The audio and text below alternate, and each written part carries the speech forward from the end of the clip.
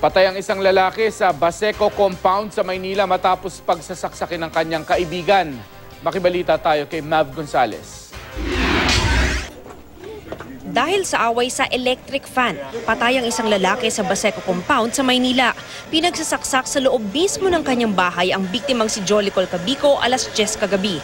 Ang suspect na si Ronel Escoto, kababata ng biktima at nakikitira pa sa bahay nito. Natutulog na raw sila sa bahay nang magwala ang suspect. Nagising ho ako noon yung pagdampot niya sa anak ko kasi sasaksakin niya, inanuha niya ng kutsilyo yung anak ko, dinaagaw ko. Ngayon asawa ko nagising, napatayo, tinanong siya kung bakit anong problema niya. Sabi, pinag-inalaan daw siya. Hindi tinatanong siya ng asawa ko, sinong nag-ano sa'yo? Hindi naman yung sinasabi ko sino yung kaaway niya. Sabi niya, ako na po nagnakaw eh. Ano nga yung ninakaw mo? Ano Electric fan po. Wala po ako rin sir, hanggang sa napag-abot kami. Nailigtas ni Angie ang dalawa nilang anak, pero pagbalik niya sa kwarto, duguan na raw ang asawa niya at ang sospek, kaya humingi na agad siya ng saklolo sa police station.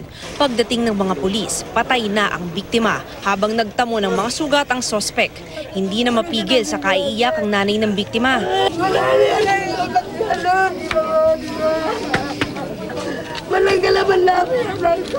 Naaresto naman ang sospek na umamin sa krimen. Aminado rin siyang nasa impluwensya ng shabu. Nagsisisi po.